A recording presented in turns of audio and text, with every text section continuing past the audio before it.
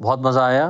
तारसेम हमारे दोस्त हैं इतने सालों से। It was great to talk about the industry and to talk and I am hoping जो मैंने इंडस्ट्री वालों को, आर्टिस्ट को, बडिंग मैनेजर्स को कुछ इस इंडस्ट्री के बारे में डीमिस्टिफाई करा है for making their them being able to go out and build what they want to build for their dreams.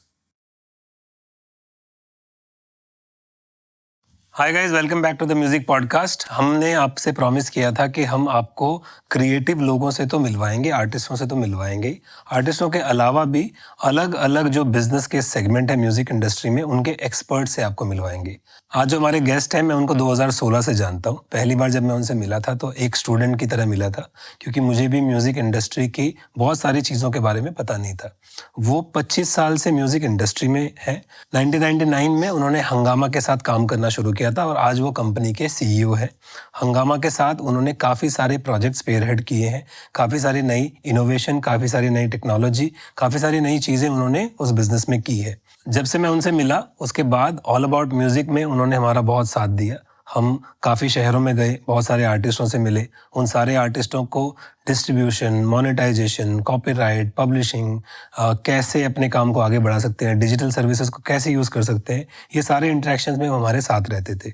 आज हमको मौका मिला है कि हम उनसे हंगामा में वो क्या करते हैं उसके बारे में भी बात करेंगे, as a personal, as an executive वो क्या सोचते हैं उसके बारे में बात करेंगे, और स्पेशली जो हमने आपको बोला कि डिस्ट्रीब्यूशन, म्यूजिक डिस्ट्रीब्यूशन और मोनेटाइजेशन, इन दोनों मुद्दों पे भी उनसे बात करेंगे। So I am really excited to have this conversation because it's going to be a very meaningful one. So Siddharth Roy, CEO of Hungama, आज हमारे साथ हैं। Siddharth sir, welcome to the music podcast. Thank you. First of all sir, thank you so much for agreeing. और मैं बहुत excited इसलिए हूँ कि हमारी जो ऑफलाइन कॉन्वर्सेशन होती, आज सिर्फ कैमरा लगा है, बाकी सारी बातें सेम ही होने वाली है। बिल्कुल बिल्कुल, looking forward to it. Whole agenda. तो सर हम ना पहले बात करेंगे मोनेटाइजेशन, डिस्ट्रीब्यूशन और सारे सेक्टर्स पे। इससे पहले आपका ना एक 25 साल का जर्नी रहा है, और ऐसे बहुत सारे लोग हैं जो सिर्फ आर्टिस्ट नहीं बनना चाहते, बहुत लोग एग्जीक्यूटिव्स बनना चाहते हैं, कुछ लोग स्ट्रीमिंग बिजनेस में आना चाहते हैं, कुछ लोग म्यूजिक लेबल खोलना चाहते हैं, कुछ लोग डिस्ट्रीब्यूशन करना चाहते हैं। तो सिद्धार्थ सर, आपने 1999 में हंगामा शुरू किया था आप लोगों ने, तो शुरुआती दिनों के बारे में कुछ बताइए, और उनसे अगर कोई चीज़ आपको सीखने को मिली है तो वो आप अगर बता सके तो बहुत मज़ा आएगा। तारसेम, सच्चाई तो ये है कि कभी जब डिजिटल स्टार्ट करा था, जब मैं हंगामा में एज अ एम्प्लॉय आया था, उस समय हंगामा ने बस दिल्ली में एक गराज ईस्ट ऑफ कैलाश में लेके ऑफिस खोला था, एंड मैं I join the company there. उससे हम लोग डिजिटल प्रमोशंस करते थे। डिजिटल प्रमोशंस जब करते थे, literally we used to work with brands. उस समय इंडिया में करीबन 35 लाख लोग इंटरनेट पे उस समय थे। आज वही चीज़ 99, एंड अब वही चीज़ इंडिया में there are over 1 billion people consuming some form. And to me, that was where the opportunity lied. Digital distribution came about in a very different manner. हम लोग क्या करते थे कि हम लोग डिजिटल प्रमोशंस करते थे. We used to at that time work with telecom companies. Airtel उस समय एक सर्कल होता था दिल्ली का, ऑरेंज होता था यहाँ एक ब्रांड बॉम्बे में, जो बाद में हच हुआ, वोडाफोन हुआ, ये सब हुआ। और उस समय क्या होता था कि हम लोग उनके पास जाते थे, उनके साथ हम प्रमोशंस करते थे SMS पे, 2G पे। और उस समय एक opportunity I, and this was way back in 2003-2004, of a service called ring back tone, CRBT, which was a network based service. आप आज अपने दोस्त को कॉल करते थे, आप दूसरे साइड में एक गाना सुनते हैं, और that was the basis of that entire engagement. हमने वो अपॉर्चुनिटी देखी। उस समय जो म्यूजिक का पूरा मार्केट था वो बहुत ज़्यादा ब्रोकन था। नॉन एक्सक्लूसिव वे पे कंटेंट दिया जाता था, टेलीकॉम नेटवर्क्स उसको एक्सप्लॉइट कर रहे थे, लेबल्स ऑफ एंड ऑन उस पे लाइसेंस करते थे, but there was no structure to that business. हमने वो अपॉर्चुनिटी देखी, हम टेलीकॉम बिजनेस पे थे, and we went about building that opportunity to build back the ring back tone opportunity. Personally जब मैं अपने को देखता हूँ, मैं देखता हूँ कि मैंने इस टोटल टाइम में कैसे मैं इवॉल्व हुआ हूँ और कैसे how did I go about building my opportunity. I worked with Hungama and then I moved into MTV. MTV में मैंने म्यूजिक बहुत क्लोजली देखा in the digital form as well. और उस समय there was various kinds of music related interactivity that you were trying to do in the digital space. उस समय भी जब हम मोबाइल को देखते थे, we were talking about 2G, 2.5G networks. उस समय मेरे पास एक चांस मिला MTV के through to go to Korea.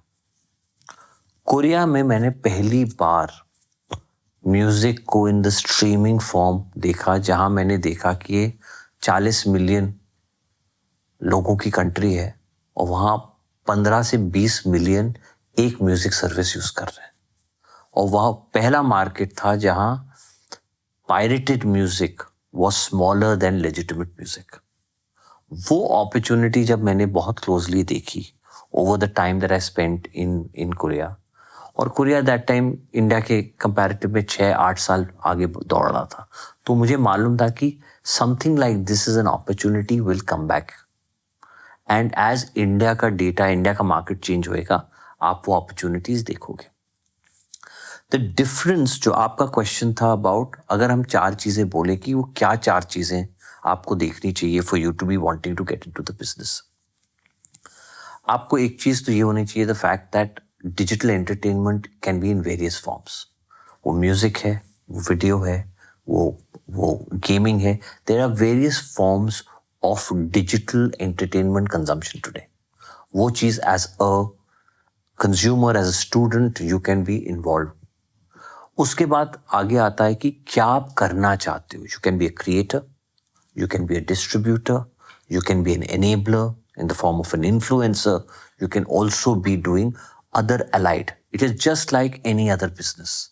आज जब हम म्यूजिक प्रमोट करते हैं या हम अपनी सर्विसेज प्रमोट करते हैं, वो आप मार्केटिंग करो, आप सोशल मीडिया करिए, आप ग्रोथ करिए to grow your music consumption, आप टेक्नोलॉजी में हो या प्रोडक्ट में हो, it's a complete business in itself that drives that entire engagement. So as an individual जब आप इस स्पेस में काम करना चाहते हैं, पहली चीज आपको ये देखनी है कि एक होता है पैशन, दूसरा होता है your ability to be involved in specific categories और verticals in these companies, in these entities, जो ये आपका बिजनेस ड्राइव करती है.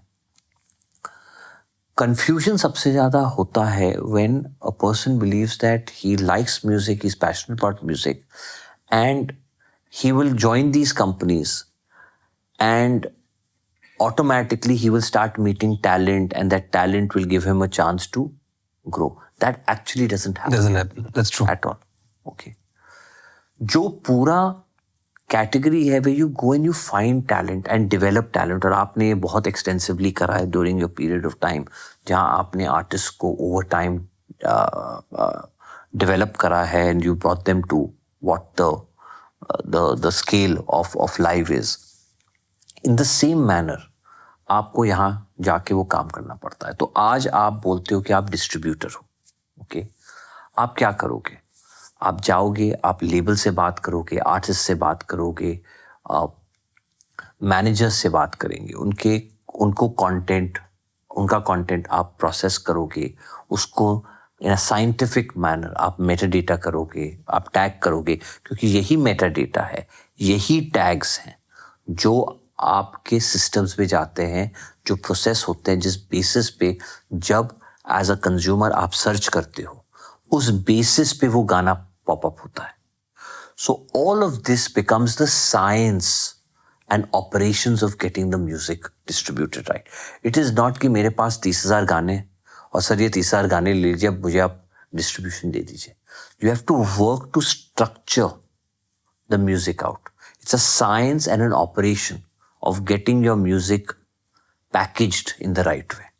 वो पैकेजिंग आप फिर इंडियन म्यूजिक सर्विसेज को, वो गाना हो, हंगामा हो, सावन हो, विंक हो, स्पॉटिफाई हो, यूट्यूब हो, आप ये सब प्लेटफॉर्म्स पे आप उसको डिस्ट्रीब्यूशन के लिए डालते हैं और वहां से आपकी पूरी डिस्ट्रीब्यूशन जर्नी बिल्ड होती है। तो हम आपने डिस्ट्रीब्यूशन की बात की, एक्चुअली डिस्ट्रीब्यूशन पे स्पेसिफिकली एक बार बात कर लेते हैं। मैं थोड़ा सा ना लेमैन के हिसाब से बात करता हूँ। जैसे मैं बहुत सारे आर्टिस्टों से बात करता हूँ, वो ये बोलते हैं कि हम जब म्यूजिक डिस्ट्रीब्यूट करते हैं तो डिस्ट्रीब्यूट जब करते हैं तो कभी कभी एक ISRC कोड का मेंशन होता है। ISRC कोड होता क्या है? That's the first question. तो ये बहुत इंटरेस्टिंग चीज है। तो ISRC कोड बेसिकली म्यूजिक में इसलिए डाला जाता है, that is your unique identity. आज आप इंडिविजुअली आधार बोलते हैं, वो ISRC is technically the Aadhaar of that piece of music and that is the DNA of your distribution in the digital form. आपका जब भी गाना चढ़ता है, वो ISRC जो कोड होता है, वो कोड के बेसिस पे आपका यूनिक DNA डिजिटल सिस्टम्स में लॉक होता है। उसके बाद कोई भी गाना वो चढ़ाए, वो फिर उस आइडेंटिटी से मैच हो जाता है। ये जो स्ट्रक्चर होता है, ये एक्सटेंसिवली आप जो फिंगरप्रिंटिंग बोलते हैं, वो स्पॉटिफाई हो, वो हंगामा हो, वो यूट्यूब हो, all of us use this as a format for us to identify कि ये म्यूजिक गाना आपका है और आपको ये बिलोंग करता है। तो ISRC कोड जब बनाते हैं हम लोग, पहली बात तो ये बनाता कौन है? तो जो लेबल होता है वो बनाता है या जो डिस्ट्रीब्यूटर होता है वो बनाता है? ये लेबल जो होता है वो बनाता है। एंड एज एन आर्टिस्ट, अगर आप मेरे पास आए और आपने मुझे बोला कि मेरे पास ISRC कोड नहीं है, ये मेरे गाना है, ये मेरे गाने हैं, हम आपके लिए वो ISRC कोड बना सकते हैं और फिर हम डिस्ट्रीब्यूशन सेटअप्स पे इसको इंजेस्ट कर सकते हैं। तो आज आप करते क्या है, आप जब हमारे पास गाने लेके आते हैं, वो गानों पे हम पहले इस पे एक पूरी स्ट्रिंग देते हैं विच इज कॉल्ड मेटा डेटा। गाने का नाम, उसमें भी देर आर रफली 13 फील्ड्स जिस बेसिस पे सर्च रन होता है टू आइडेंटिफाई। फॉर एग्जाम्पल, आपने कोई गाना बनाया, उसके अंदर आपका है कि वो बारिश का गाना है, ओके, वो आप गाड़ी में वो ट्रैवल करके एक गाना है, तो वो सब जो स्पेसिफिक मेटा डेटा टैग्स होते हैं, वो हम वो जो फील्ड्स बनाते हैं, वो फील्ड्स में हम वो कैप्चर करते हैं। उस पे क्या होता है कि अब कोई कंज्यूमर है, वो ट्रैवल कर रहा है, वो सर्च कर रहा है अपने फोन में that he wants to listen to a rain song, या he wants to listen to a song where which is a sad song, और अ सॉन्ग विच इज कि मुझे विदाई का गाना सुनना है। That is how that search algorithm picks up, और फिर वही गाना कंज्यूमर के सामने प्लेस होता है from a play out perspective. तो ये बहुत ही क्रिटिकल डेटा होता है जो आप हर गाने पे ये कैप्चर करते हैं। इसमें ISRC कोड भी कैप्चर होता है जो आप यूज करते हो जब आप अपने गाने प्रोसेस कराते हो। आज जब आप प्लेटफॉर्म्स के पास जाते हैं, कोई भी प्लेटफॉर्म आपसे वो गाने कोई पेन ड्राइव में या कोई CD में नहीं लेता है। आज की डेट में ये सब जो गाने हैं, एज एग्रीगेटर्स एंड डिस्ट्रीब्यूटर्स, हम लोग ये अपने सिस्टम्स में चढ़ाते हैं जिस बेसिस पे ये प्लेटफॉर्म्स को डिलीवरी होती है। Let us also talk about ये प्लेटफॉर्म्स कौन से हैं। एक आपके इंटरनेशनल प्लेटफॉर्म्स हैं, एक आपके इंडियन प्लेटफॉर्म्स हैं। इंटरनेशनल में आपके जो प्लेटफॉर्म्स आते हैं, YouTube, Spotify, Apple music, Amazon Music, these become your international platform. इसके बजाय आउटसाइड ऑफ इंडिया आपके पास स्नैपचैट है, आपके पास डीजर है, आपके पास वेरियस अदर सेट्स ऑफ, अंगामी है, डीजर होगा यूरोप में, डिफरेंट मार्केट्स में। जब आप हमारे जैसी कंपनियों के संग जुड़ते हैं और डिस्ट्रीब्यूट करते हैं, हम ट्राई करते हैं सबसे ज्यादा जहां भी आपका डिस्ट्रीब्यूशन एनेबलमेंट हो सकता है, उतना ज्यादा डिस्ट्रीब्यूशन एनेबलमेंट हम करते हैं। हमें मालूम है कि 90-95% यूसेज आपकी साउथ एशिया में होगी, जो India plus other regional Pakistan, Bangladesh, Nepal, Bhutan ये सब सारे एरिया में। लेकिन ये भी हो सकता है कि 5-7% आपकी यूसेज इंडिया के बाहर भी हो। यूएस, कनाडा, इंडियन जहाँ ज्यादा रहते take for example the language Bengali, आज वर्ल्ड की सबसे 7th लार्जेस्ट स्पोकन लैंग्वेज है। आज आउटसाइड ऑफ इंडिया ये लैंग्वेज सबसे ज्यादा बांग्लादेश में बोली जाती है। और ये कम्युनिटी मिडल ईस्ट में, अमेरिका में, न्यूजीलैंड में, मलेशिया में प्रेवलेंट है। तो जब आप म्यूजिक इंडिया में बंगाली में निकालते हो, वो वर्ल्ड वाइड कंज्यूम होता है। So in that manner we are all aware of Punjabi ने क्या करा एज अ लैंग्वेज। आज वो पूरी क्रॉसओवर लैंग्वेज है, मेन स्ट्रीम है। आज वो लैंग्वेज सब जगह कंज्यूम होती है because it's part of the Indian film and the ecosystem that's been built on that. Then let us go to the domestic. हमारे इंडियन सर्विसेज कौन सी है और वो क्या है? तो आपके पास इंडियन सर्विसेज, आपके पास यहाँ भी 4 है। आपके पास जियो सावन है, आपके पास विंक है, आपके पास गाना है, आपके पास हंगामा है। ये 4 सर्विसेज हैं जहाँ आपका म्यूजिक वहाँ डिस्ट्रीब्यूट हो सकता है। ओके। जियो सावन और विंक 2 जो सर्विसेज है, they are owned by telecom companies. एक रिलायंस ग्रुप की सर्विस है, एक एयरटेल की सर्विस है। गाना और Hungama are the 2 other independent services. हम दोनों की सर्विसेज, मैं बात करूंगा इस पे और डिटेल में, हम दोनों की services are in what I call the premium space. हम दोनों कंप्लीटली पेड सर्विसेज हैं। Amazon music, Apple music, YouTube Hungama and Ghana are all paid. The other are freemium. तो YouTube में आप फ्री में भी सुन सकते हैं, पेड में भी सुन सकते हैं through YouTube Premium. In the case of Spotify again freemium है, जियो सावन और विंक भी फ्रीमियम सर्विसेज हैं जहाँ आप फ्री भी सुन सकते हैं और पेड में भी आप सुन सकते हैं। तो मेरे इसमें 2-3 सवाल है। पहला तो अगर मान लो कि मैं एक आर्टिस्ट हूँ और मैंने YouTube पे अपना गाना चढ़ा दिया, तो मैंने तो किसी डिस्ट्रीब्यूटर से बात नहीं की, तो उसका ISRC कोड कैसे बनता है?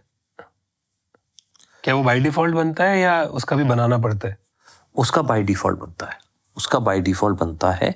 और जब आप गाना चढ़ाते हो तो YouTube क्या करता है कि वो गाने को फिंगरप्रिंट कर देता है। उस पर एक यूनिक आईडी हो जाती है और वो यूनिक आईडी आपके पेज से वो अटैच हो जाती है। ओके। अगर कोई भी वही गाना वापस लोड करता है तो you as a owner of that song you can choose to raise a flag correct and get that piece of content to be pulled down. Correct. और दूसरी इसमें भी एक स्ट्रक्चर होता है। जब YouTube आपसे ये पूछता है, जब आप बोलते हो YouTube को ये गाना आपका है, तो YouTube आपसे ये पूछ सकता है कि इसकी आप बताइए कि आपका कॉपीराइट कैसा है। करेक्ट। तो दूसरा, जैसे आपने मेटा डेटा बोला, तो मेटा डेटा, क्योंकि बहुत सारे जो आर्टिस्ट और छोटे लेबल्स हैं वो कभी कभी ना सिर्फ गाना कंप्लीट करने पे ज़्यादा ध्यान देते हैं, गाना चढ़ा देते हैं, और बाद में ना उनकी रॉयल्टीज़ या उनके डेटा को लेके इशू होता है कि आर्टिस्ट का नाम सही नहीं आया। तो मेटा डेटा में क्या क्या डिटेल्स होती है? गाने का नाम, कंपोजर का नाम, लिरिक्स, आपका ऑथर का नाम, मतलब जिसने लिरिक्स लिखी है, आपका सिंगर के नाम, ओके, जॉनर, क्या जॉनर है, क्या लैंग्वेज है, क्या आपने क्या सिचुएशन में वो गाना क्रिएट करा है। ये इंडिया स्पेसिफिक बहुत ज़्यादा हो जाता है क्योंकि हमारा कंटेंट पिक्चरों में यूज़ होता है, तो पिक्चरों में situation becomes an important part. The other thing is हमारे यहाँ एक्टर्स होते हैं rather than just the singer, तो वो एक्टर्स के भी नाम इसमें इंक्लूड करने पड़ते हैं। बिकॉज जब आदमी सर्च करता है, वो सर्च करता है by the name of the actor. वो सर्च करता है कि मुझे ये पिक्चर का गाना मुझे सुनना है, या ये शाहरुख खान का गाना है। Now singer could be any other big singer, but the search mechanism covers for that is well. तो मैं एक लेमन की तरह सोचूं तो आप ये बोल रहे हो कि जो हमारा कंटेंट है, कंटेंट जब हम बनाते हैं तो ISRC कोड बहुत इंपॉर्टेंट होता है। अगर आप वो नहीं भी बनाते, वो ऑटोमेटिकली फिंगरप्रिंट से यूट्यूब पे बन जाता है, या आप किसी डिस्ट्रीब्यूटर के थ्रू जब गाना डिस्ट्रीब्यूट करते हो तब भी वो डिस्ट्रीब्यूटर आपको ISRC कोड बना देता है, जो आपके उस गाने और उस एसेट का यूनिक आइडेंटिटी है। जैसे फोन का EMI कोड होता है, बिल्कुल एग्जैक्टली और वैसा। बिल्कुल वैसे ही होता है, just like your own DNA. तो क्या होता है कि आज आप एक डिस्ट्रीब्यूटर के संग हैं, अगर आप ये डिस्ट्रीब्यूटर से दूसरे डिस्ट्रीब्यूटर मूव करते हैं, तो इसमें क्या होता है कि जो प्लेटफॉर्म्स होते हैं जो आपके गाना डिस्ट्रीब्यूट कर रहे हैं वो ही ISRC से मैपिंग करते हैं। करेक्ट। इसमें भी दो फॉर्मेट ऑफ माइग्रेशन होता है। एक होता है कि आप गए टू अ पार्टनर लाइक हंगामा एंड विंग, आपने बोला कि आज एक डिस्ट्रीब्यूटर है, मैं अब दूसरे डिस्ट्रीब्यूटर के थ्रू आ रहा हूँ। अगर ये डिस्ट्रीब्यूटर हमें ये बोलता है कि अब मैं ये लेबल, ये कैटलॉग मैं अब नहीं रिप्रेजेंट कर रहा हूँ, और आप आके हमें ये बोलते हैं कि अब मैं ये डिस्ट्रीब्यूटर से आ रहा हूँ, हम अपने सिस्टम में ये जो आपका कंटेंट है वे एक डिस्ट्रीब्यूटर से दूसरे डिस्ट्रीब्यूटर को मैच कर देते हैं। Then there is other format जो थोड़ी और कंपनीज करती हैं, जैसे स्पॉटिफाई करती है। स्पॉटिफाई क्या करती है कि स्पॉटिफाई आपसे बोलती है दूसरे डिस्ट्रीब्यूटर के थ्रू आप कंटेंट अपलोड कर दीजिए, हम आपके ISRC को मैप करके ये कर देंगे कि जो आपके नंबर ऑफ स्ट्रीम्स हैं वो वापस जीरो ना हो और आप स्टार्ट करें जहां से आपका लास्ट यूसेज रहा है एंड यू कंटिन्यू। और जो आपका फर्स्ट डिस्ट्रीब्यूटर होता है वो अपना कंटेंट फिर सिस्टम से आपका कंटेंट डिलीट कर देता है। तो आपका पूरा जो कैटलॉग है वो ट्रांजिशन होके डिस्ट्रीब्यूटर 2 के थ्रू डिस्ट्रीब्यूट होने लगता है। So these are various ways in which आप अपना कंटेंट माइग्रेट कर सकते हैं, इसलिए ISRC बहुत जरूरी है। तो सर मैं वापस से स्टेप बाय स्टेप थोड़ा सा डिकोड करता हूँ, बिकॉज आज के पॉडकास्ट का जो मेन मकसद भी है वो है कि हम डिस्ट्रीब्यूशन और मोनेटाइजेशन को थोड़ा सा सिंप्लीफाई करना चाहते हैं। Please don't mind me, I will keep coming back to the basics of it.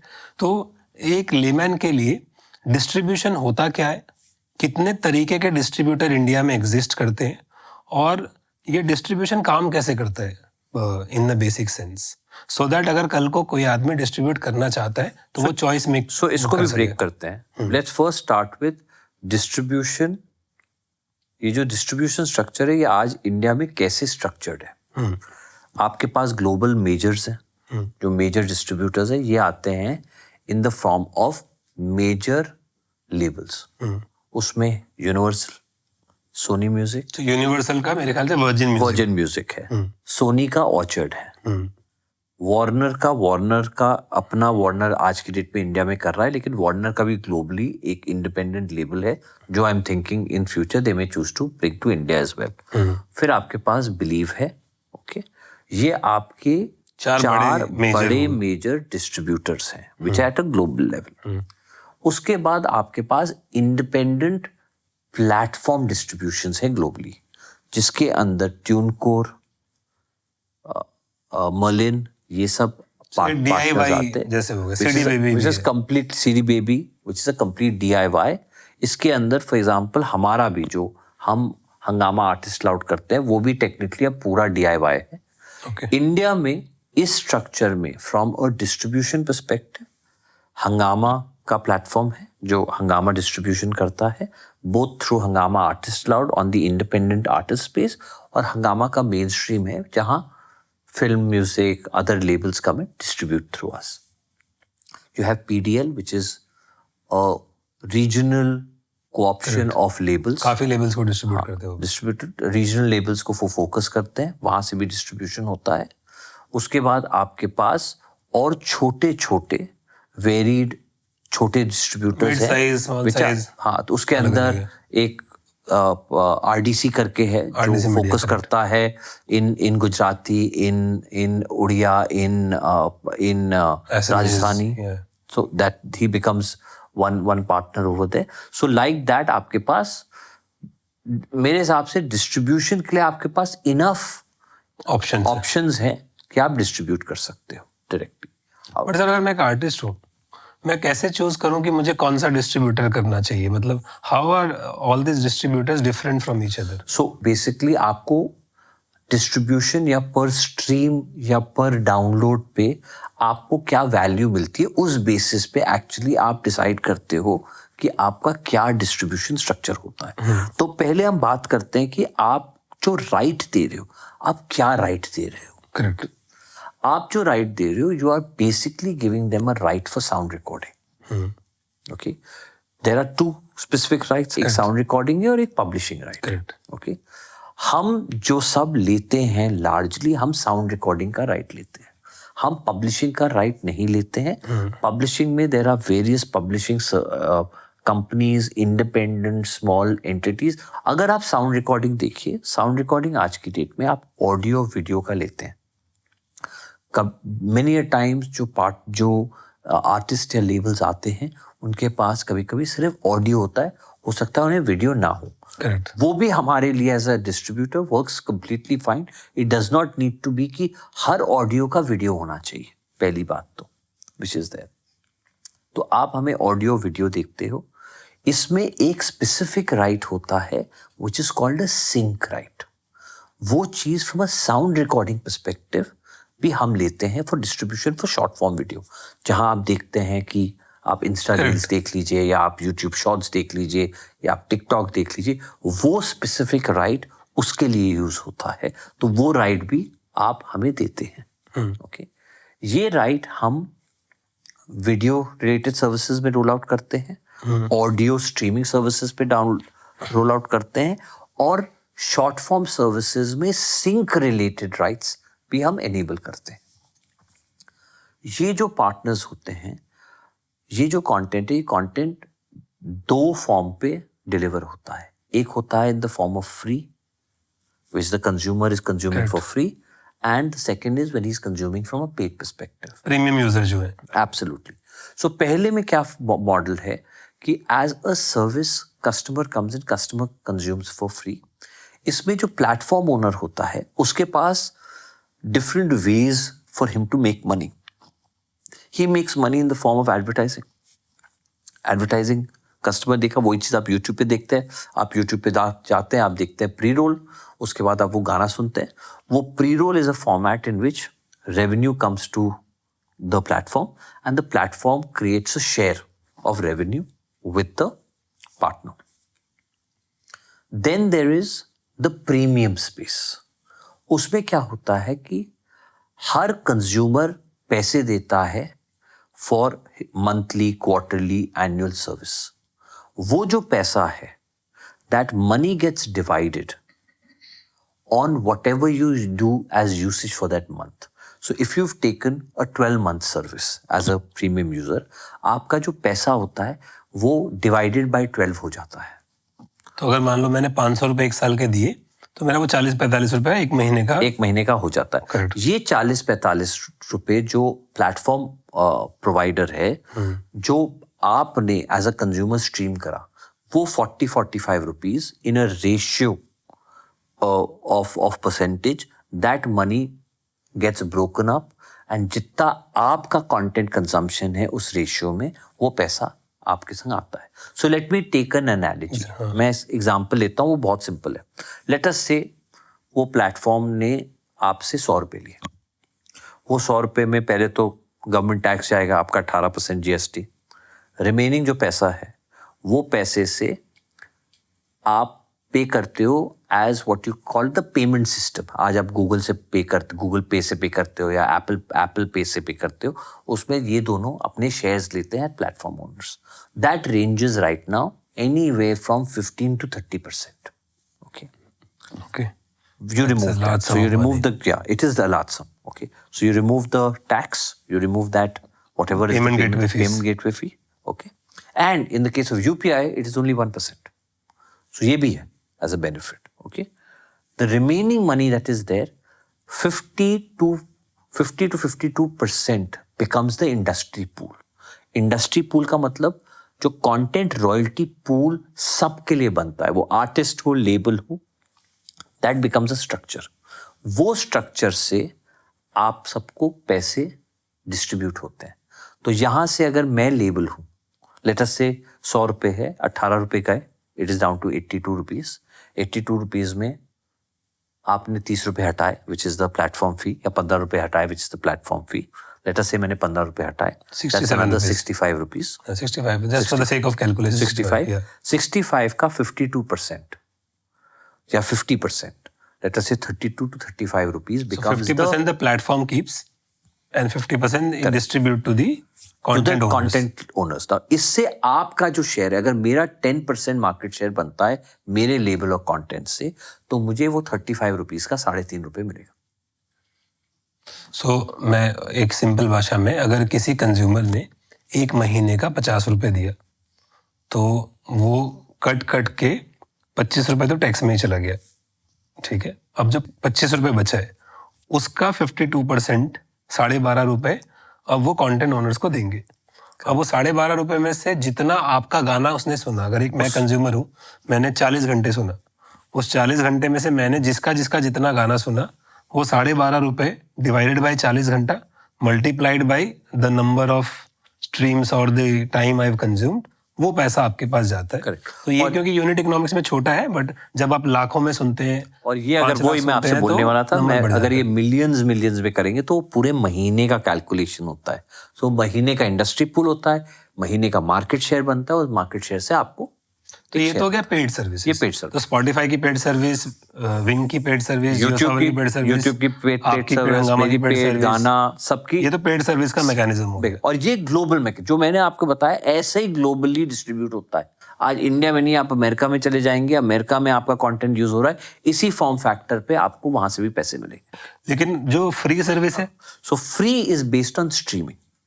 उसमें क्या होता है कि that model works on minimum guarantee revenue share और प्योर रेवेन्यू शेयर, और इवन एन एनालॉजी जो इंडिया में बिल्ड हुई कॉल्ड फिक्स्ड फी. अब मैं तीनों आपको एक्सप्लेन करता हूँ. आप बड़े लेबल होते हो, जब आप स्ट्रीमिंग करते हो ऑन अ सर्विस, जहाँ वो प्लेटफॉर्म फ्री स्ट्रीम्स देना चाहता है कंज्यूमर को, and he has a large base, उस पर क्या होता है कि जो लेबल ओनर्स होते हैं, उस पर एक मेथडोलॉजी बनती है कि आप इतने मिलियंस ऑफ स्ट्रीम्स करने वाले हैं, उस बेसिस पे एक मिनिमम गारंटी आप देते हैं, और वो मिनिमम गारंटी सेट ऑफ होती है एट अ सर्टेन पर स्ट्रीम प्राइस. वो 10 पैसा हो सकता है, 8 पैसा हो सकता है, 5 पैसा हो सकता है, what ever that may be. और पर स्ट्रीम का मतलब क्या होता है? कितने सेकंड सुनने से पर स्ट्रीम होता है? 30 सेकंड के बाद स्ट्रीम काउंट होता है. अब 30 सेकंड के बाद आप 31 सेकंड सुनो या 4 मिनट सुनो, एक ही बात है. एक ही बात है. और अगर 30 सेकंड से पहले सुनो तो वो फ्री है. वो फ्री है, वो एक्चुअली आ जाता है ट्रायल में. Okay, so that is the overall module which is there. Okay, ठीक है. आपने फ्री गाना सुना, वो फ्री आपको अटैच हो जाता है. तो आपने अगर 100 रुपए की मिनिमम गारंटी ली है, तो 100 गानों का अगर 10 पैसा है, which means 10 रुपए, आपके 100 रुपए से वो 10 रुपए एडजस्ट हो जाते हैं. जब तक मिनिमम गारंटी नहीं यूज होती है, वो आपको सिर्फ रिपोर्ट्स भेजता रहता है. जब मिनिमम गारंटी खत्म हो जाती है, वो महीने के आपको ऊपर से पैसे भेजता है. ये तो हो गया बड़े लेबल्स के लिए. ये जो रीजनल लेबल्स होते हैं, जो आर्टिस्ट होते हैं, उनको पर स्ट्रीम पैसा मिलता है, सिमिलर टू आज जैसे उनको यूट्यूब पे पैसा मिलता है. यूट्यूब इन आर्टिस्ट को ये लेबल्स को कोई पैसे तो सामने देता नहीं. 55% मेरे ख्याल से वो 55% देता है. उसका लॉजिक ये होता है कि जो वो एडवर्टाइजिंग से कमाएगा ना, वो 100 रुपए कमा सकता है, 10 रुपए भी कमा सकता है. करेक्ट. जितना वो कमाता है उसका वो शेयर इंडस्ट्री के संग देता है to the label and the artist. Here is where the way the entire structure works is, this also is a revenue share structure. The only difference in this is कि जब आपका distributor जाके वो platform के संग deal करता है revenue share पे, उसमें एक रेट होता है, वो रेट डिफाइंड होता है. वो रेट के बेसिस पे आपको वो डिस्ट्रीब्यूटर को पैसा देता है, और वो डिस्ट्रीब्यूटर आपको बेसिस उसका क्या शेयर है वो काट के वो रिमेनिंग पैसे आपको देता है. तो लेट अस से अगर आपकी डिस्ट्रीब्यूटर का जो डील है वो 5-6 पैसे की डील है पर स्ट्रीम, और आपका उसका अंडरस्टैंडिंग है 80-20, 80% coming to you, 20% going to him. So वो 6 रुपए में वो 1 रुपए 20 पैसे रखेगा, और वो आपको 4 रुपए 80 पैसे आपको वो देगा. तो आपने मेरे को जो समझाया है, मैं एक बार थोड़ा सा इसको थोड़ा सा ब्रीफ में लेके आता हूँ एक एक करके. कि आप बोल रहे हो कि डिस्ट्रीब्यूटर आपके कंटेंट को ले जाके सारे स्ट्रीमिंग प्लेटफॉर्म्स को देता है। स्ट्रीमिंग प्लेटफॉर्म दो तरीके से पैसे देती है। पहला तरीका हो गया पेड सर्विसेज, प्रीमियम सर्विसेज, दूसरा हो गया फ्री सर्विसेज। प्रीमियम सर्विसेज का formula all over globally accepted है, जहाँ पे पहले आपका टैक्स कटता है, फिर आपका पेमेंट गेटवे का फीस कटता है, उसके बाद जो भी पैसा बचता है उस पैसे में से 52% कंटेंट ओनर्स को जाता है। जो कंटेंट ओनर्स को पैसा जाता है उस पैसे में से डिस्ट्रीब्यूटर अपना कमीशन काट के आपको पैसा दे देता है। That is one way. Second है कि जहाँ पे फ्री सर्विसेज होती हैं। फ्री सर्विसेज कोई फिक्स मॉडल नहीं है, ये डिपेंड फ्री करता है। पे रेट का फिक्स नहीं है, बट जो फ्री सर्विस का मॉडल है हाँ। ग्लोबली भी वैसे ही मॉडल है, करेक्ट। पर स्ट्रीम का मॉडल है, बट क्या रेट पे स्ट्रीम हो रहा है ये वो डिस्ट्रीब्यूटर और प्लेटफॉर्म के बीच में, और वो उनका स्ट्रक्चर है, उनका अंडरस्टैंडिंग है, उनकी साइज और स्केल है, उस बेसिस पे वो डिसाइड। जैसे डिस्ट्रीब्यूटर भी जैसे ट्यूनकोर पे अगर आप जाओ तो आपको सिर्फ कुछ रुपए देने पड़ते हैं, पूरा पैसा आपको मिलता है। Correct. वैसे ही अगर आप किसी बड़े डिस्ट्रीब्यूटर के पास जाओ तो हो सकता है 10% हो, 20% हो, 30% हो, डिपेंडिंग ऑन आपकी उनकी क्या डील है। Correct? बिल्कुल। और उसमें ये भी होता है कि अगर आपको डिस्ट्रीब्यूटर कुछ एडवांस दे रहा है तो आपका it's your own business model, Correct. जो आपको उनके संग एडजस्ट और स्ट्रक्चर करना पड़ता है। ठीक है। और अगर मान लीजिए एक लेमैन के लिए, अगर मान लो मेरा गाना 5 मिलियन डिस्ट्रीब्यूट हुआ, generally just for the sake of calculation, मुझे पता है ये फ्लक्चुएट भी हो सकता है, what is the right average to calculate in your mind? So let's talk about million. 10 lakh अगर स्ट्रीम हुई एट एन एवरेज, आपका मेरे हिसाब से in the current scenario in India आपको 30,000 से 50,000 तो is the total collection, Is the total जिसमें से डिस्ट्रीब्यूटर का पैसा कटने के बाद आपके पास आएगा। तो अगर 5 पैसा है तो 50,000 हो गया, अगर 3 पैसा है तो वो 3,000 हो गया। हाँ, 30,000 हो गया। 30,000 हो गया। और ऐसा भी हो सकता है कि अगर प्रीमियम यूजर ज्यादा सुन रहे हैं तो हो सकता है आपको पैसा ज्यादा मिल जाए। बिल्कुल, एब्सोल्यूट। और वैसे होता भी है, बिकॉज देयर आर सर्विसेज जहां आपको कस्टमर वो 50 रुपीज या 99 रुपीज पे कर रहा है, उस बेसिस पे पर स्ट्रीम ईल्ड जिसे कहते हैं, हम लोग बोलते हैं कि पेड यूजर की क्या ईल्ड है, फ्री यूजर की क्या ईल्ड है, उस बेसिस पे आपको पेड यूजर से बेटर पैसे पर स्ट्रीम मिल सकते हैं। और अगर मान लीजिए मेरा गाना है और मेरा गाना यूएस में स्ट्रीम हो रहा है, तो मुझे यूएस के हिसाब से रेट से पैसा मिलता है, इंडिया के हिसाब से पैसा मिलता है? आपको हर मार्केट का सेपरेट रेट होता है।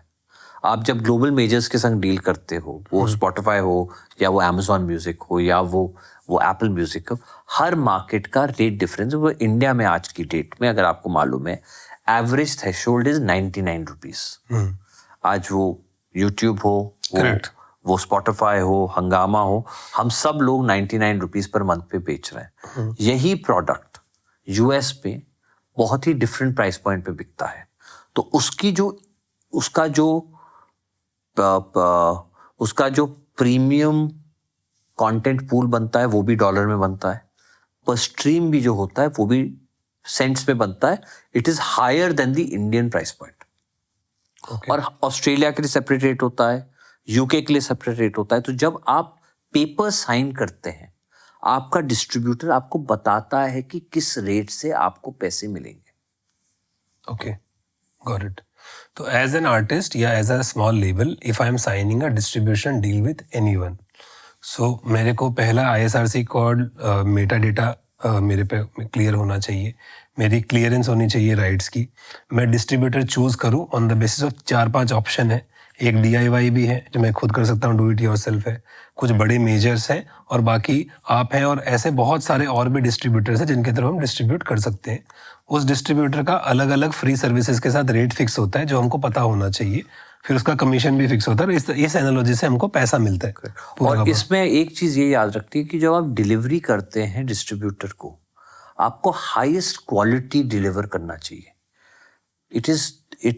हमें मालूम है कि इंडिया में होता है कि अगर मैंने हाईएस्ट क्वालिटी डिलीवर कर दी तो हो सकता है मेरा चोरी हो जाएगा। It doesn't happen like this. आप सबसे अच्छी क्वालिटी उनको डिलीवर करिए, बिकॉज हम प्लेटफॉर्म ओनर्स क्या करते हैं कि जब एज डिस्ट्रीब्यूटर्स हम डिलीवर करते हैं, वो फिर प्रोसेस होता है कंटेंट।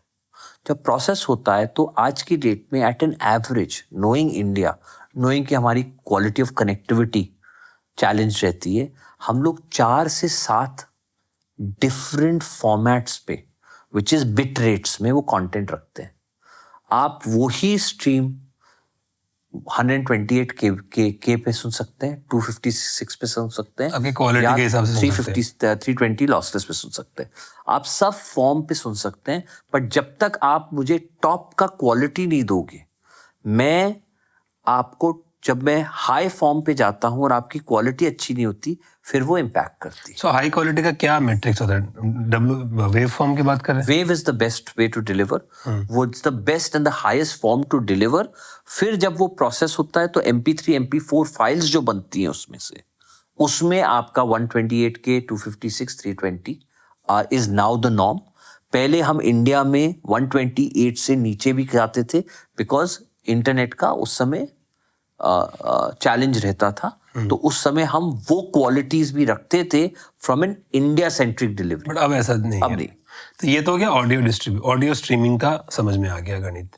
अब यूट्यूब पे कैसे मोनेटाइजेशन होता है डिस्ट्रीब्यूट करके? So YouTube is truly the biggest platform. We are aware, अगर आप डेटा भी देखें, of the 504 half a billion people that are consuming YouTube in India today, over 500 million, 496 million consume it for music.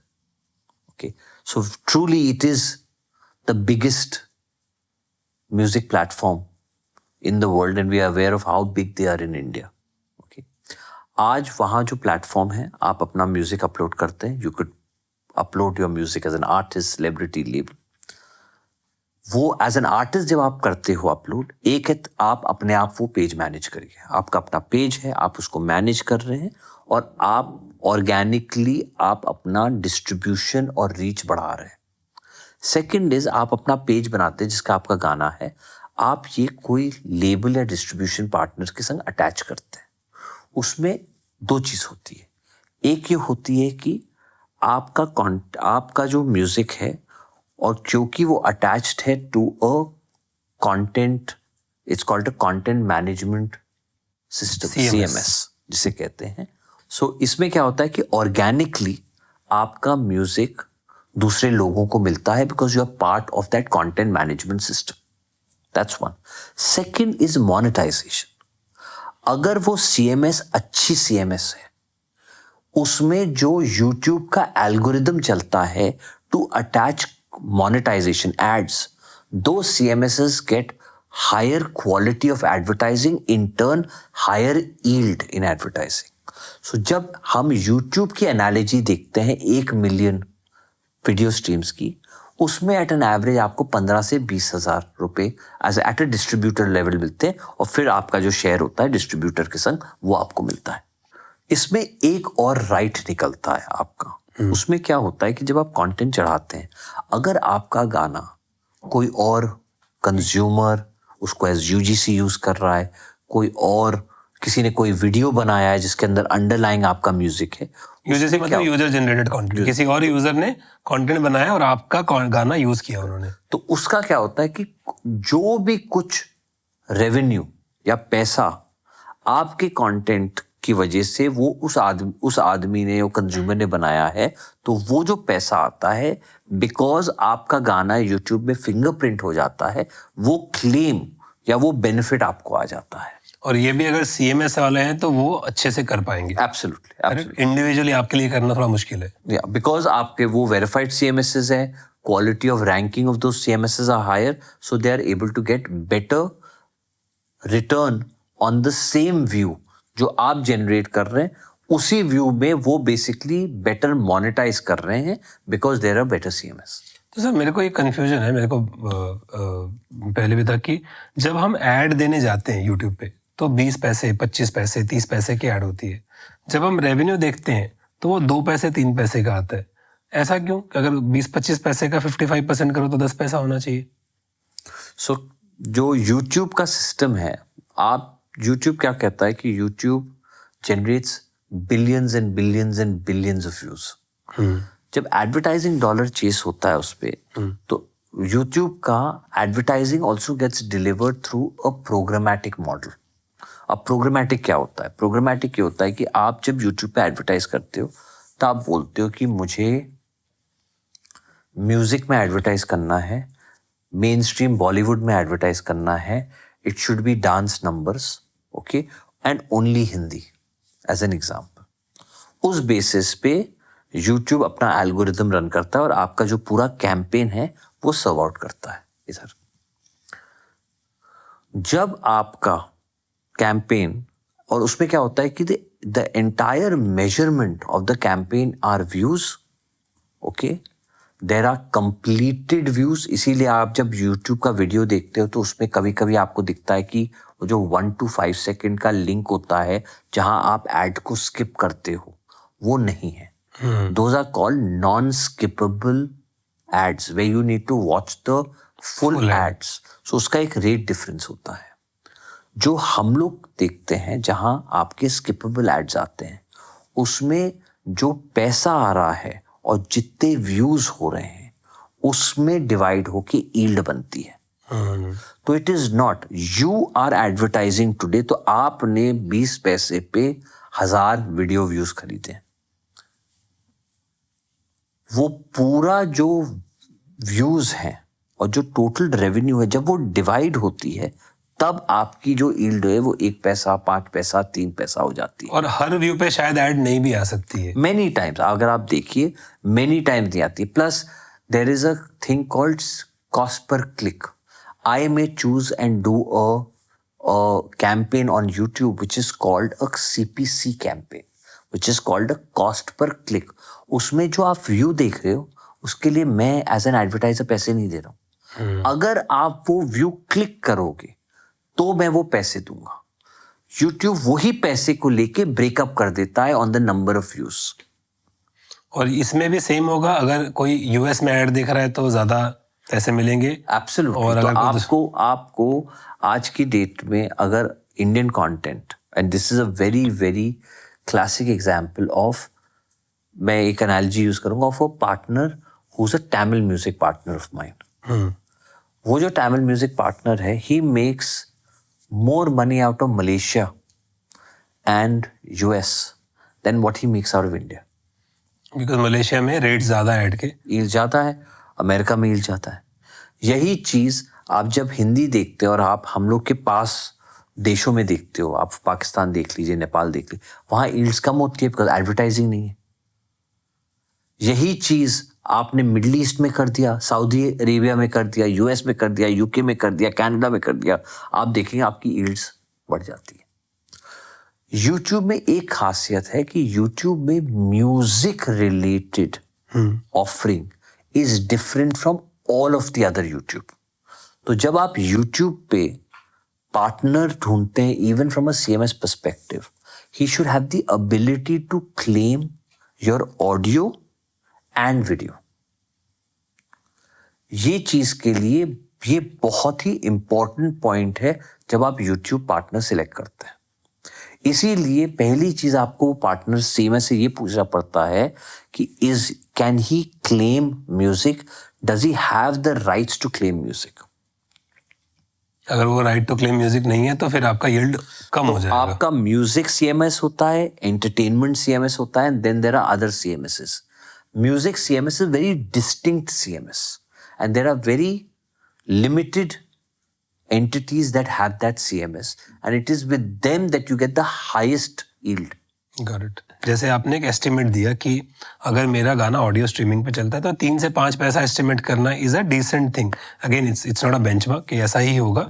YouTube पे अगर मान लीजिए किसी का गाना 5 मिलियन व्यूज होता है तो उसके लिए क्या, just for the sake of, तो क्योंकि हमने मिलियन के एनालॉजी यूज करी है, इधर भी यहाँ भी मिलियन ही यूज करते हैं। 1 मिलियन 15 से 20 हजार रुपए is a decent thing too, which is 1.5 से 2 पैसा। 1.5 से 2 पैसा। अगर इसमें हम ये अज्यूम कर रहे हैं कि मतलब 100, अगर 1 मिलियन व्यूज है तो सारे 1 मिलियन पे ऐड नहीं चल रही है। बिल्कुल। और ये जो 1.5 से 2 पैसा, क्योंकि पूरा प्रोग्रामेटिक है, आप इस पे, मेरा लॉजिक ये है कि आप YouTube पे डिस्ट्रीब्यूट कर रहे हैं, chances will be in time to come ये बढ़ेगा, ये घटेगा। It is dynamic. तो इट इज नहीं कि जो मैं आपसे अभी बोल रहा हूँ कि 1.5 से 2 पैसा, 1.5 से 2 पैसा रहेगा, नहीं। ऐसा हो सकता है कि बढ़े, ऐसा है कि बहुत बढ़े, बिकॉज आपका हो सकता है सडनली कंजम्पशन कोई मार्केट में हो रहा है जहां एडवर्टाइजिंग अच्छी हो रही है और यील्ड अच्छी है, तो आपको बेनिफिट मिलेगा। अगर आपका कोई गाना UK में हिट हो गया और यूके में लोग बहुत कंज्यूम कर रहे हैं, तो हो सकता है 5 पैसे भी हो जाए, 10 पैसे भी हो जाए, यू नेवर नो। और इसके अलावा एक यूजीसी का भी पैसा अलग से होता है। ये तो हो गया आपका यूजर क्लेम, जैसे मैंने बताया वो यूजर जनरेटेड है, वो पूरा क्लेम होता है। अगर किसी ने आपका गाना यूज करके उस पर वीडियो बनाया तो उसका भी आप क्लेम करते हो हाँ, पैसा। तो वो क्या होता है कि वो जो आपका CMS पार्टनर है वो आपको क्लेम करता है, और जो सिस्टम है वो सिस्टम उसको रिकग्नाइज करता है, और आपको आपके कंटेंट को वो जमा होता है, उस बेसिस पे आपका डिस्ट्रीब्यूटर आपके साथ वो पैसे शेयर करता है। तो इसके अलावा जैसे सोशल मीडिया है, जैसे अभी इंस्टाग्राम पे किसी ने मेरा रील पे वीडियो यूज किया, या यूट्यूब पे शॉर्ट्स पे मेरा वीडियो यूज किया, या मान लीजिए और भी छोटी छोटी टिकटॉक पे अगर किसी ने यूज किया तो। So all of this, Tarsim, is right now a fixed fee structure, to be very fair. In the case of Insta Reels and Facebook, let's talk ये दोनों, because ये दोनों सेम ग्रुप के हैं, मेटा की companies हैं। इनका जो स्ट्रक्चर है आज की डेट में, ये दोनों चीजें मोनेटाइज नहीं कर रहे। मोनेटाइज का मतलब ये है कि ये इस प्रोडक्ट्स में पैसे नहीं बना रहे। इनका फोकस है कि music is used to enable a consumer experience and a consumer connect. इसलिए वो म्यूजिक एनेबल करते हैं for the users to create. हमें मालूम है the success of reels and insta reels in the way music has grown. आज influencers insta reels, YouTube shorts use करते हैं to promote their own music. Correct. Okay, the entire engagement is कि आप use करते हैं ये platforms to create, to discover content, and that discovery leads to more and more streaming on various music platforms. Correct. जो right होता है, ये right generally fixed फी right होता है। फिक्स्ड फी का मतलब, बिकॉज जो आप राइट भी दे रहे हो, आप साउंड रिकॉर्डिंग का सिंक राइट दे रहे हो, कि आप वीडियो से ऑडियो को पैच कर सकते हो, मैच कर सकते हो। तो आप सामने कुछ बोल रहे हो, नीचे जो अंडरलाइंग म्यूजिक प्ले हो रहा है वो मेरा है, तो उसमें वो जो राइट आप यूज करते हो वो सिंक का राइट यूज करते हो। इसमें एक पब्लिशिंग का राइट होता है, वो सेपरेटली प्लेटफॉर्म ओनर्स का IPRS से लेते हैं directly to enable themselves to do this. ये चीज आज की डेट पे क्योंकि मोनेटाइज नहीं हो रही है, मेटा लाइक एंटिटीज पे us a fixed fee to all the distributors. जिसके पास भी कंटेंट है, मान लीजिए आप 50,000 गाने डिस्ट्रीब्यूट कर रहे हो, तो आपके सारे 50,000 गानों के लिए मेटा आपको एक फिक्स फीस देता है। ये तो मैं आपसे बोल रहा हूँ फ्रॉम एन इंडियन कॉन्टेक्स्ट। मुझे ये नहीं मालूम how a Universal, Sony, Warner would be dealing with Meta, I would not know that. But आपको मेटा डेटा भी भेजता है, मेटा आपको बताता है कि कौन सा गाना यूज हुआ, कितना UGC में यूज हो रहा है, कितना डायरेक्ट कस्टमर लेके गाना बना रहा है। आपको दोनों इनपुट, इससे भी कुछ पैसे बनते हैं।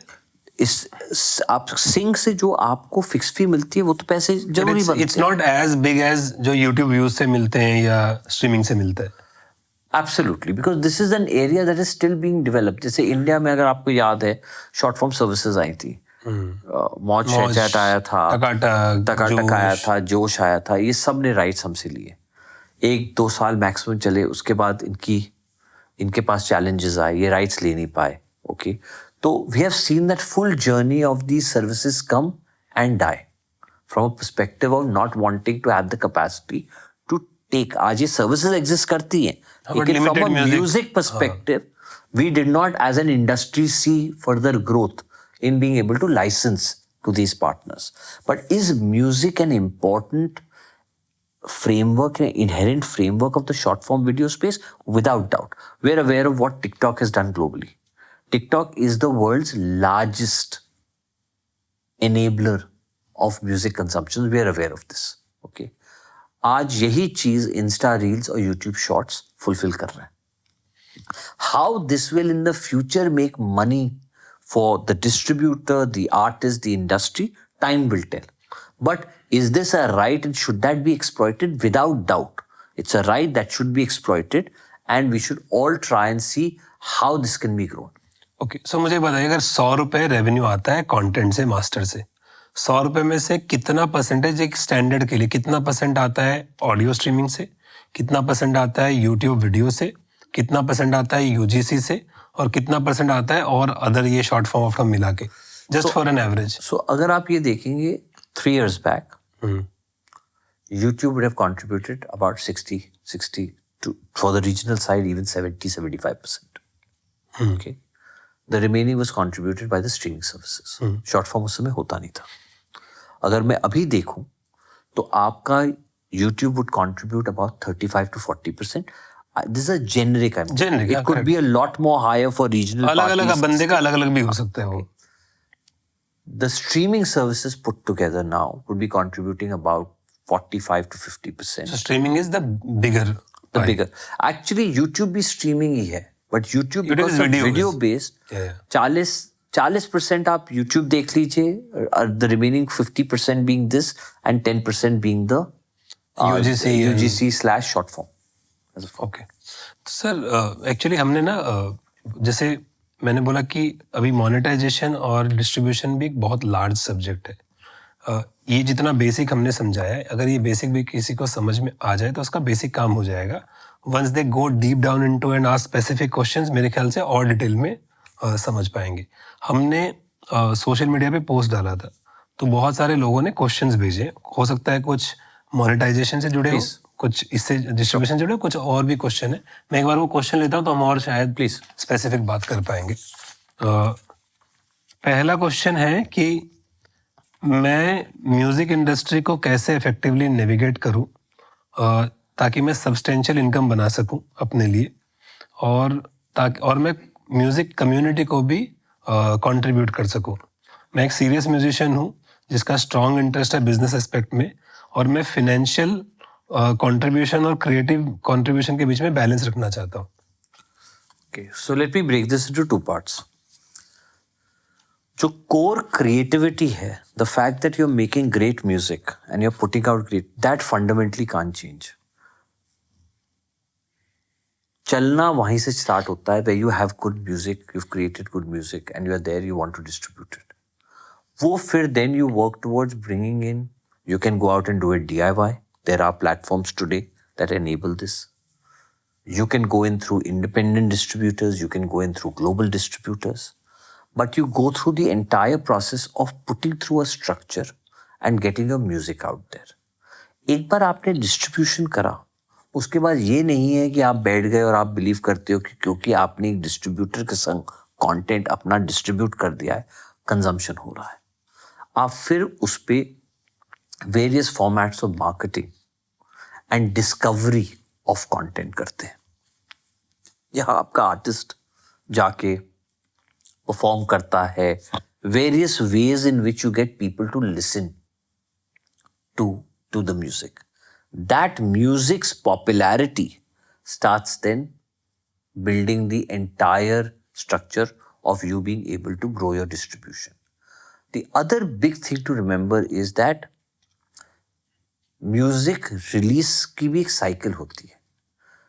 इसका ये मतलब नहीं कि आपने एक गाना रिलीज करा फिर नेक्स्ट 12 महीने आप बैठे हुए.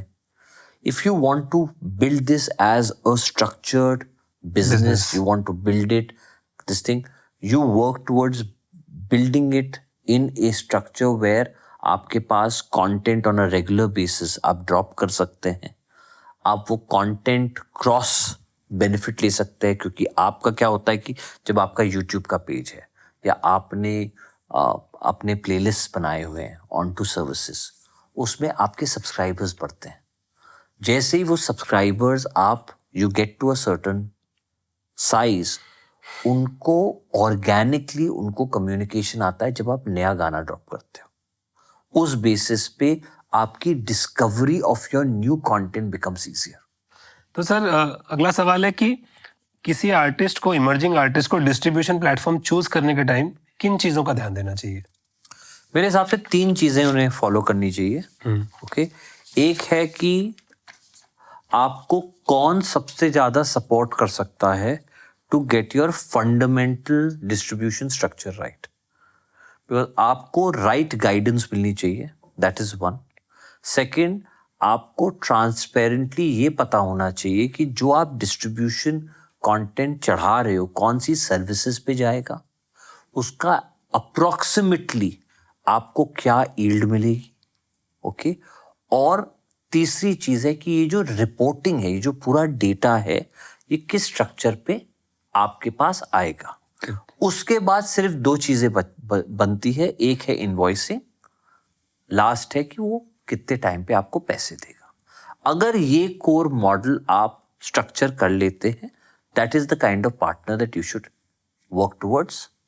बाकी टर्म्स एंड कंडीशन तो है ही कि क्या टर्म्स एंड कंडीशन है आप लोगों के दोनों के। कॉन्ट्रैक्ट पढ़ना बहुत जरूरी होता है। अ लॉट ऑफ पार्टनर्स, जो डिस्ट्रीब्यूशन पार्टनर्स हैं, वो ओपन एंडेड कॉन्ट्रैक्ट्स होते हैं। ओपन एंडेड भी मैं बताता हूँ, जहाँ वो बोलते हैं कि आप राइट दे दीजिए, वो राइट वो फ्यूचर के लिए एक्सप्लॉइट करेंगे without having a specific end date to the contract. मेरा ये रिकमेंडेशन है कि जो भी आप कॉन्ट्रैक्ट करें, it should allow you to exit the contract subject to आपके commercial terms जो भी है वो meet हो गए between both parties, the distributor and the artist. Open ended नहीं होना चाहिए, टाइम पीरियड होना चाहिए। बिल्कुल। ओके। दूसरा, अगर किसी आर्टिस्ट को आप स्ट्रेटेजी सजेस्ट कर सको जिससे कि वो रेवेन्यू डिजिटल डिस्ट्रीब्यूशन के थ्रू मैक्सिमाइज कर सके। मेरा ये रिकमेंडेशन है, पहले आप फोकस करिए क्रिएटिव पे। अगर आपने क्रिएटिव पे फोकस करा और आप बिलीव करते हैं that creative has been done right, उसके बाद एक बार आपका डिस्ट्रीब्यूशन लेयर चालू हो जाता है तो फंडामेंटली आप दो कोर ब्लॉक्स पे फोकस करते हैं। एक है जो यूट्यूब से आता है, सेकंड जो स्ट्रीमिंग सर्विसेज से आता है। आप marketing, influencer related marketing, UGC related marketing जो करते हैं, वो ये दोनों को बेनिफिट करता है। तो अगर आप अपना कंटेंट की डिस्कवरी एक्सटेंसिवली इंक्रीज कर सकते हैं और आपने गाना अच्छा बनाया है और वो अगर पॉपुलर होता है, that's when streaming services and YouTube's algorithms kick in. So जो फर्स्ट 2 हफ्ते होते हैं कोई भी गाने के, वो बहुत ही इंपॉर्टेंट टाइम पीरियड होता है कि वो गाना organically and inorganically works towards coming to some kind of popularity, which allows for the algorithms to kick in to start pushing and creating discovery of that same music. तो आपको मतलब distribution पर set हो जाए तो उसको popularise करने पे फोकस करना चाहिए, अपने हर तरीके से जहां जहां से आप कर सको। ओके। क्या सबसे बड़ी मिसकंसेप्शंस हैं जो लोगों को डिस्ट्रीब्यूटर या डिस्ट्रीब्यूशन कंपनीज के अराउंड होती है, स्पेशली आर्टिस्ट को और स्मॉल लेबल्स को? एक ये फीलिंग होती है कि जो डिस्ट्रीब्यूशन कंपनी है वो आर्टिस्ट की हद के लिए नहीं सोच रहा है। The fact that he is not reporting right, all of that, I don't believe that is any more. आज इतना ट्रांसपेरेंट हो गया है सिस्टम, आज आपको डिजिटली ऑटोमेटेड रिपोर्ट्स आती हैं। I think it is more with regards to you building a structure with the distributor and having access जब आपको वो ज़रूरत है कि आपका content push होना है, वो content जो आप launch कर रहे हो वो timely services पे reflect कर रहा है। I think those are the pieces that need to be fixed. So जो core misconception है कि आज एक distributor है वो आपको आपका rightful share नहीं देगा, I think those times are gone and that misconception I believe needs to be kept aside. आपको उतनी ही मेहनत करनी है to promote your content जितनी आपकी क्षमता है। डिस्ट्रीब्यूटर आपका कंटेंट enable करता है, वो enable करने के बाद he looks to you as the owner, the artist to be able to promote your own content. अगर वो engine सही तरह चलता है, फिर वो डिस्ट्रीब्यूटर अपनी तरफ से भी फर्दर पुश करता है to make the content more popular. तो इसको सिंपल भाषा में कि आप ये बोल रहे हो कि डिस्ट्रीब्यूटर कंटेंट का ओनर नहीं है, कंटेंट के ओनर आप हो। कंटेंट को पॉपुलराइज करने की जिम्मेदारी भी आपकी है। डिस्ट्रीब्यूटर आपको इनेबल करता है कि आपका कंटेंट हर प्लेटफॉर्म पे अवेलेबल हो। साथ में डिस्ट्रीब्यूटर भी अपने रिसोर्स लगाएगा उसको प्रमोट करने के लिए, आप प्लेलिस्टिंग करेगा, प्लेलिस्टिंग करें, बट जिम्मेदारी आपकी, कंटेंट चलाने की जिम्मेदारी आपकी है, वो डिस्ट्रीब्यूटर की नहीं है। ये मिसकंसेप्शन नहीं रखनी चाहिए। बिल्कुल सही, परफेक्ट। सर, ये आप तो काफी हैट्स पहनते हो, आप काफी सारा काम करते हो, तो आपके हिसाब से अभी म्यूजिक इंडस्ट्री में सबसे बड़ी अपॉर्चुनिटी क्या है? मेरे हिसाब से जो अपॉर्चुनिटी है वो क्रिएटर्स की है। आप कंटेंट क्रिएट करिए। आज जो इंडियन कंज्यूमर्स डिजिटली सुनने के लिए तैयार हैं music, you have the ability to go out and create more and more content. अगर वो content popular होता है, very clearly there's an opportunity for more and more artists and creators to be created. So अगर आप मेरे से पूछो what is the single biggest opportunity today, it is for more and more creators to be recognized and become artists. To me, that is the opportunity. Distribution will follow. पैसे जो बनने हैं distribution में, that will happen. बट ये जो opportunity है कि आपके पास आज एक इकोसिस्टम है जहां if you are talented and you are able to make a piece of music, you have the ability to get distributed. Correct. Sir आपने 1999 में आप लोगों ने कंपनी शुरू की थी. I think you are the first mover in the digital space. आपने इस 25 साल के करियर में बहुत सारी फेलियर्स भी देखी हैं, बहुत सारी सक्सेसेस भी देखी हैं. बहुत बार कुछ आइडियाज ऐसे होंगे जो आपको लगा बहुत चलेंगे, नहीं चले. बहुत बार कोई डील आपको लगे नहीं चली, वो चली भी है. तो अगर इस एक्सपीरियंस को सम अप करें, तो अगर आज कोई नया इंडिविजुअल काम शुरू कर रहा है तो उसको किन चीज़ों के भ्रम में नहीं रहना चाहिए कि ये बिल्कुल नहीं करनी चाहिए, और किन चीज़ों पे डेफिनेटली ध्यान देना चाहिए कि ये करनी ही चाहिए? तो पहली चीज मैं बोलूंगा, there is nothing permanent except change. रुख है आज, there is a this thing. So let me take an example. हमने हंगामा आर्टिस्ट क्लाउड जो हमारा इंडिपेंडेंट आर्टिस्ट का प्लेटफॉर्म है, वो हमने बनाया था क्योंकि इंडस्ट्री में उस समय एक नीड गैप हमें दिखा था. आपने काफी पहले बनाया था? बहुत पहले बनाया था. वो नीड गैप इसलिए दिखा था कि अगर आपको याद है, during 2008 to 2015 a lot of indie music was not being done. Independent music ना हिंदी में, पंजाबी में हो रहा था, but from a regional perspective नहीं हो रहा था. क्योंकि जब सिंगल ट्रैक्स बनते थे, सो जो लेबल्स होते थे वो लेबल्स वो सिंगल ट्रैक को प्रमोट नहीं करना चाह रहे थे. पर उस समय जो डिजिटाइजेशन हो रहा था कंटेंट का, वो ट्रांसफॉर्मेशन स्टार्ट हो गया था. हमारी स्ट्रीमिंग सर्विसेज होती नहीं थी. There was content that you were putting largely on ringback tones and others. उस समय थोड़े से इंडिपेंडेंट आर्टिस्ट हमारे संग, हंगामा के संग रेगुलरली एंगेज कर रहे थे. And we created Hangama Artist Allowed to basically support the distribution of this partners, saying कि आप Artist Allowed के through as an independent artist आप आके single गाना आप हमें दे सकते हैं. हम हंगामा का जो core distribution है वो पूरी distribution की power आपको enable करेंगे. उस basis पे हमने वो चीज़ करी. मैं क्यों ये example दे रहा हूँ? मैं example ये दे रहा हूँ कि वो ज़माना था where this was a need. Now this is mainstream. Correct. Okay. So जो कोड ट्रांसफॉर्मेशन होता है, वो ट्रांसफॉर्मेशन इन दिस फॉर्म होता है. हमने way back in 2009-2010 हमने DTH पे एक premium subscription music service launch करी, जो आज की डेट में भी टाटा प्ले में भी है, एयरटेल में भी है. It's called Airtel Active Music. Tata Sky, Tata Play में it's called Tata Play music. दोनों जगह जब भी हमने अपॉर्चुनिटीज क्रिएट करी, उस समय बहुत क्लियर नीड गैप था कि आप the consumer over there were looking for different genres of music that can be curated. तो हमने एक जगह 14 चैनल, एक जगह 16 चैनल्स का हमने क्यूरेशन करा म्यूजिक का, और वो हमने एनेबल करा एट अ प्राइस पॉइंट. आज हमारे पास दोनों सर्विसेज में, आज की डेट पे भी हमारे पास लाखों सब्सक्राइबर्स हैं जो ये सर्विस को सब्सक्राइब करते हैं. That also came out of a need gap. आपके पास एक लिनियर DTH का नेटवर्क था, आपने एक प्रीमियम सर्विस बनाई, वो प्रीमियम सर्विसेज लोगों ने क्यूरेट करी, और उस क्यूरेशन से आपकी एक सर्विस अपॉर्चुनिटी बनी. इन द सेम वे हंगामा म्यूजिक ने पहले as a music streaming service हमने जाके फ्रीमियम में, फ्री में हमने म्यूजिक एनेबल करा. हमने रियलाइज करा लास्ट ईयर 2023 में कि वो जो यूनिट इकोनॉमिक्स है, it was not sitting, because India में एडवर्टाइजिंग डॉलर्स चेसिंग कंजम्पशन का डिमांड सप्लाई का मिसमैच था.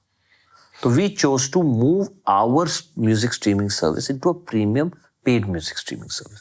वो भी as a learning you went about transitioning the business. So the biggest learning from this is there is nothing permanent except change. You need to look at businesses, and businesses transform. If you do not transform at the same time, you will be left behind. So that to me is where the opportunity lies. And sir, आपने जैसे बताया आपने diversify भी काफ़ी जगह की है. हंगामा ड्राइव के बारे में बात करना चाहेंगे? सो हंगामा ड्राइव हम करीबन 5-6 साल पहले we were the first ones to bring in music inside cars. So हमने उस समय टाटा रेंज रोवर के संग हम एक पूरा इंटीग्रेटेड म्यूजिक एक्सपीरियंस लाए थे जो फ़ोन से स्ट्रेट कार्स पे जाता था. आज हमारे जो प्रोडक्ट्स है वो एप्पल प्ले, गूगल का प्ले, ऑल ऑफ दैट पूरा सपोर्ट करता है. तो आज जो हमारे प्रोडक्ट्स होते हैं वो पूरी इन कार एंटरटेनमेंट पे पूरे इंटीग्रेटेड है. और इसके अलावा आपका बॉलीवुड हंगामा भी आप लोगों ने. बॉलीवुड हंगामा इज हमने इसको 2000 में we had acquired this business, it was earlier called India FM. फिर उसको हमने बॉलीवुड हंगामा बताया और हम 2000 से उसको लास्ट 24 साल से इसको हम चला रहे हैं. It is the world's largest Bollywood website, does over 25+ stories a day. बहुत ही क्लोज है इंडस्ट्री के संग, इकोसिस्टम के संग. और आज की डेट में हम इसको एक्सटेंसिवली इसको हम पुश करते हैं और एक बहुत अच्छी लॉयल हमारे पास कम्युनिटी है जो बॉलीवुड की इंफॉर्मेशन पढ़ने बॉलीवुड हंगामा आती है. ओके सर, लास्ट के 2-3 क्वेश्चन है. एक, आप एक कॉर्पोरेट स्ट्रक्चर में बहुत साल हो रहे हैं, आप आज CEO हैं. Obviously you must have not joined as a top executive on the first day. धीरे धीरे आदमी स्ट्रक्चर में जाता है. मैं एक 18 साल का बच्चा हूँ, मुझे CEO बनना है और मुझे लगता है कि मैं बहुत टैलेंटेड हूँ, मेरे अंदर आग भी है और मैं अगले 10 साल में मैं CEO बनूंगा एक टॉप कंपनी का. मुझे क्या क्या चीज़ें सोचनी चाहिए और किस चीज़ पे ध्यान देना चाहिए ताकि मैं ऐसा कर सकूं? So, पहली चीज़ आपके पास पेशेंस होना चाहिए और डिसिप्लिन होना चाहिए.